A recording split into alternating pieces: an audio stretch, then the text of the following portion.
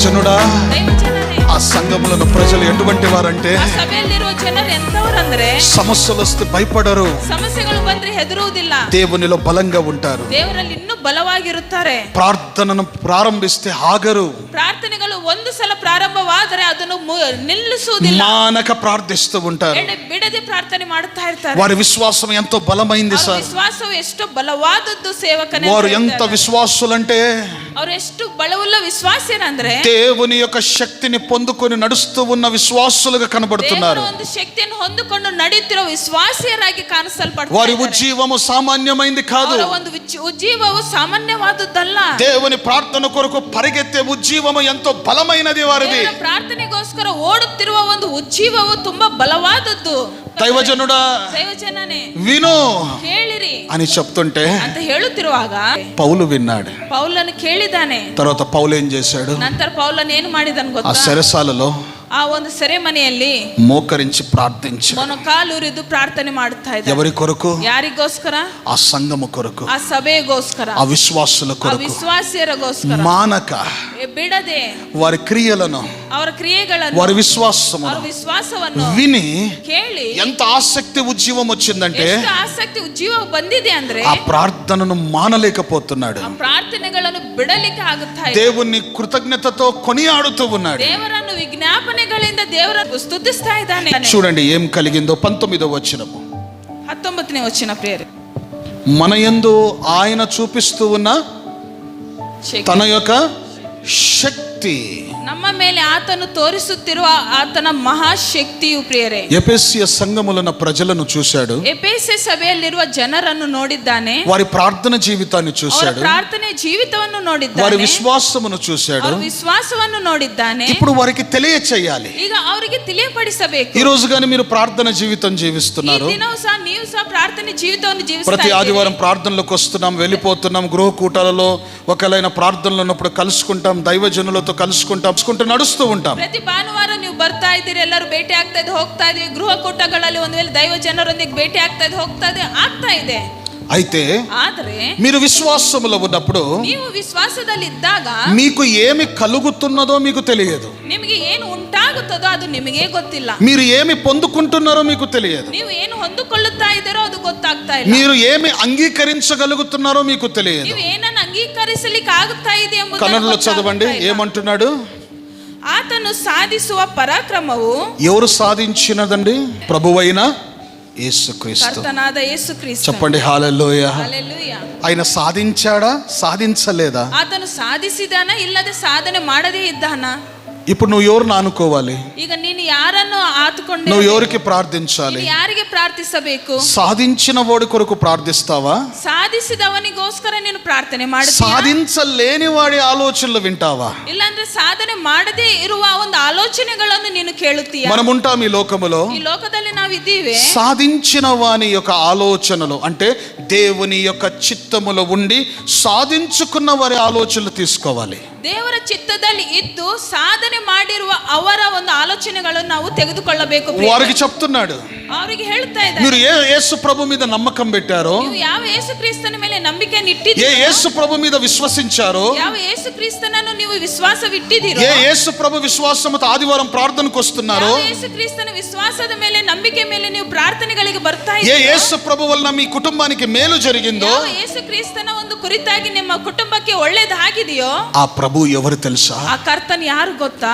ఏ యేసు ప్రభు ద్వారాగా నీవు రక్షింపబడి ఆటంకము నుండి తప్పించబడ్డావో, ಯಾವ ಯೇಸು ಕ್ರಿಸ್ತನ ಮುಖಾಂತರ ನೀನು ರಕ್ಷಣೆ ಹೊಂದಿ ಆಟಂಕಗಳಿಂದ ಶೋಧನೆಗಳಿಂದ ರಕ್ಷಿಸಲ್ಪಟ್ಟಿದೆಯೋ, ఏ యేసు ప్రభు నామమున నీకు విడుదల, బలహీనతల నుండి, అంధకార శక్తుల నుండి విడుదల కలిగిందో, ಯಾವ ಯೇಸು ಕ್ರಿಸ್ತನ ಮುಖಾಂತರ ಆತನ ನಾಮದಿಂದ ಅಂಧಕಾರಗಳಿಂದ ದುರಾತ್ಮಗಳ ಶಕ್ತಿಗಳಿಂದ ನಿನಗೆ ಬಿಡುಗಡೆ ಉಂಟಾಗಿದೆಯೋ, ఆ దేవుడు ఎవరు తెలుసా? ಆ ದೇವರು ಯಾರು ಗೊತ್ತಾ?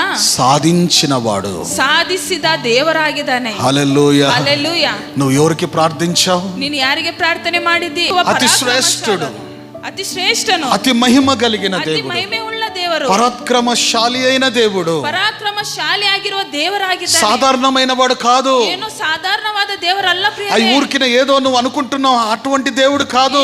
ಸುಮ್ಮನೆ ನೀನು ಅನ್ಕೊಳ್ಳುತ್ತಿರುವ ಒಂದು ದೇವರಲ್ಲ ಪ್ರಿಯರೇ. సమస్తమును జయించి సర్వశక్తిమంతుడైన దేవుడు, ಸಮಸ್ತವನ್ನು ಜಯಿಸಿ ಸಾಧಿಸಿರುವ ಸರ್ವಶಕ್ತಿಯುಳ್ಳ ఆ ದೇವರಾಗಿದ್ದಾನೆ. దేవుణ్ణి మీరు స్తుతిస్తున్నారు, ಆ ದೇವರನ್ನು ನೀವು ఆ ಸ್ತುತಿಸ್ತಾ ಇದ್ದೀರಿ. దేవుని కొరకు పరిగెత్తుతున్నారు, ಆ ದೇವರಿಗೋಸ್ಕರ ಓಡುತ್ತಾ ఆ ಇದ್ದೀರಿ. దేవుని ప్రార్థన కొరకు మీరు జీవిస్తున్నారు. ದೇವರ ಪ್ರಾರ್ಥನೆಗೋಸ್ಕರ ನೀವು ಜೀವಿಸ್ತಾ ಇದ್ದೀರಿ. అటువంటి దేవుడు ಅಂತ ಒಂದು ದೇವರು మీకు తోడై ఉన్నాడు. ನಿಮಗೆ ಜೊತೆಯಾಗಿದ್ದಾನೆ. హల్లెలూయా. ಹಲ್ಲೆಲೂಯ. దేవునికి స్తోత్రం కలుగును గాక. దేవునికి మరలా స్తోత్రం చదవమ్మా. యా.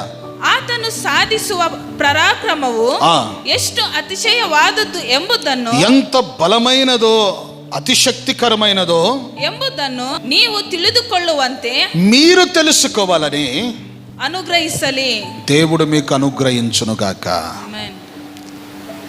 చాలా మంది తెలుసుకోరండి. ತುಂಬಾ ಜನರು ತಿಳಿದುಕೊಳ್ತಾ ಇಲ್ಲ.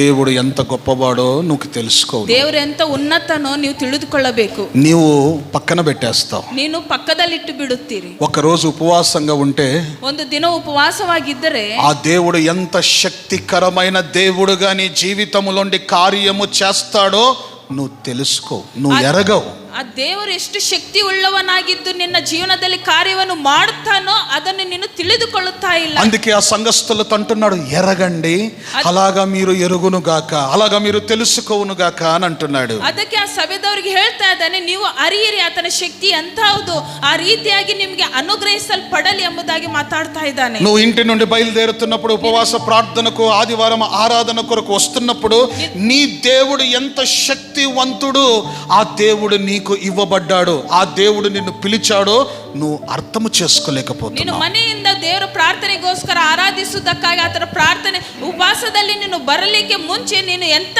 ದೇವರನ್ನು ನೀನು ಆರಾಧಿಸ್ತಾ ಇದೆಯೋ ಆತನ ಶಕ್ತಿ ಎಂತಹದ್ದು ನೀನು ತಿಳಿದುಕೊಳ್ಳುವವರಾಗಿರಬೇಕು. నువ్వు తెలుసుకున్నప్పుడే ನೀನು ತಿಳಿದುಕೊಂಡಾಗಲೇ ఆయన శక్తి నీలో కార్యము చేస్తుంది. ಆತನ ಶಕ್ತಿಯು ನಿನ್ನಲ್ಲಿ ಕಾರ್ಯ ಮಾಡುತ್ತದೆ. హల్లెలూయా.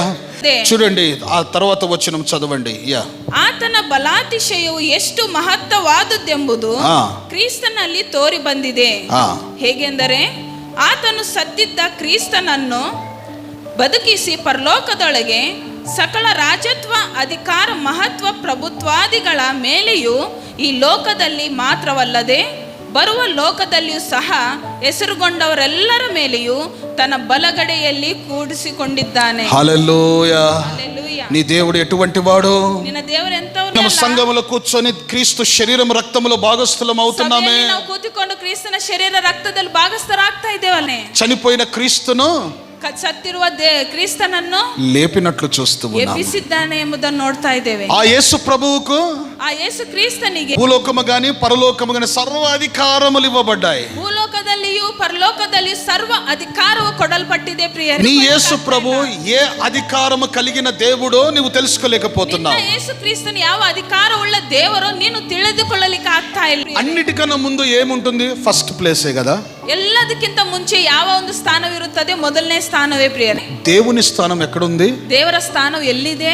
ఆ నంబర్ 1 స్థానము కన్నా పై స్థానము. ಆ ಮೊದಲನೆಯ ಸ್ಥಾನಕ್ಕಿಂತಲೂ ಇನ್ನೂ ಉನ್ನತವಾದ ಮೇಲಿನ ಒಂದು ಸ್ಥಾನವು ದೇವರದಾಗಿದೆ. ఇప్పుడు నువ్వు ఆయన నమ్ముతున్నావు అనుకో, ಈಗ ನೀನು ಆತನನ್ನು ನಂಬುತ್ತಾ ಇದ್ದೀಯ, నువ్వు ఆయనకు ప్రార్థన చేస్తున్నావు అనుకో, ನೀನು ಆತನಿಗೆ ಪ್ರಾರ್ಥನೆ ಮಾಡ್ತಾ ಇದ್ದೀಯ ಅಂದ್ರೆ నీ ప్రార్థన ఏ స్థలములో ఉంది? ನಿನ್ನ ಪ್ರಾರ್ಥನೆ ಯಾವ ಸ್ಥಳದಲ್ಲಿ ಇದೆ? నంబర్ 1 స్థలములోనా? ಮೊದಲನೇ ಸ್ಥಾನದಲ್ಲಿದೆಯಾ?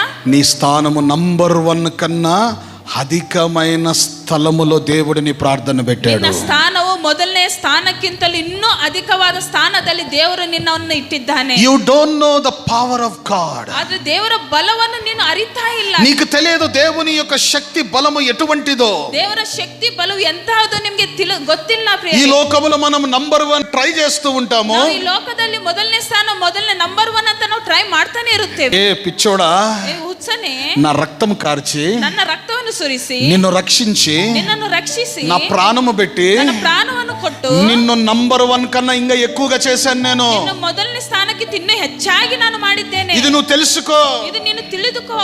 అటువంటి దేవుణ్ణి నేను, ಅಂತ ಒಂದು ದೇವರು ನಾನಾಗಿದ್ದೇನೆ. అన్నిటికన్నా పై స్థానము నాది. ಎಲ್ಲಕ್ಕಿಂತಲೂ ಮೇಲಿನ ಸ್ಥಾನವು ನನ್ನದಾಗಿದೆ. నీ ప్రార్థన నేను ఆలకిస్తున్నాను. ನಿನ್ನ ಪ್ರಾರ್ಥನೆಗಳನ್ನು ನಾನು ಆಲಿಸ್ತಾ ಇದ್ದೇನೆ. నీ స్థానమునుగా నేను ನಿನ್ನ ಸ್ಥಾನವನ್ನು ಸಹ ನಾನು అన్నిటికన్నా ఎక్కువగా హెచ్చించేవాడిగా ఉంటాను. ಎಲ್ಲಕ್ಕಿಂತಲೂ ಹೆಚ್ಚಾಗಿ ನಾನು ಮಾನುವವನಾಗಿದ್ದೇನೆ. హల్లెలూయా. హల్లెలూయా. నువ్వు ప్రార్థన చేస్తున్నప్పుడు నువ్వు ఏమనుకోవాలి? ನೀನು ಪ್ರಾರ್ಥನೆ ಮಾಡುತ್ತಿರುವಾಗ ಏನಂತ నా ತಿಳಿದುಕೊಳ್ಳಬೇಕು? దేవుడు ఆధిపత్యము అంటే ఏది మొదటిదో దానికన్నా పైవాడు, దానికన్నా ఉన్నతమైన వాడు. నీ విషయాలు ఏమన్నా సమస్యనా దేవునికి? నీ చింతలు ఏమన్నా సమస్యనా? నీ బాధలు ఏమన్నా సమస్యనా? దేవునికి ఏమైనా ఆటంకమా? నీలో ఉంటున్న ఆవేదన, నీలో ఉంటున్న ఆత్రత, నీలో ఉంటున్న గలిబిలి దేవునికి ఏమైనా అసాధ్యమా? ఒక్కసారి ఆలోచించండి. ನೀನು ಪ್ರಾರ್ಥನೆ ಮಾಡುತ್ತಿರುವಾಗ ನಿನ್ನಲ್ಲಿರುವ ಗಲಿಬಿಲಿಯು, ನಿನ್ನಲ್ಲಿರುವ ಶೋಧನೆಯು, ದುಃಖವು ಅದೆಲ್ಲವೂ ದೇವರಿಗೆ ಒಂದೇನು ಅಸಾಧ್ಯವಾ? ಎಲ್ಲ ಸಕಲ ರಾಜ್ಯತ್ವಕ್ಕಿಂತಲೂ ಎಲ್ಲಕ್ಕಿಂತಲೂ ಮೇಲಲ್ಲಿ ಹೆಚ್ಚಿಸಲ್ಪಟ್ಟಿರುವ ದೇವರಿಗೆ ಎಲ್ಲ ಸಾಧ್ಯವೇ ಪ್ರಿಯರೇ.